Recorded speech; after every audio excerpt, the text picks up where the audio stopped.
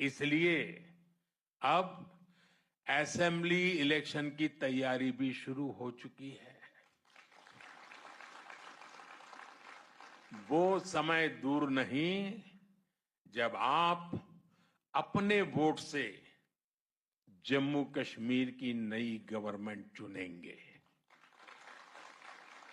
वो दिन भी जल्द आएगा जब जम्मू और कश्मीर फिर से राज्य के रूप में अपना फ्यूचर और बेहतर बनाएगा।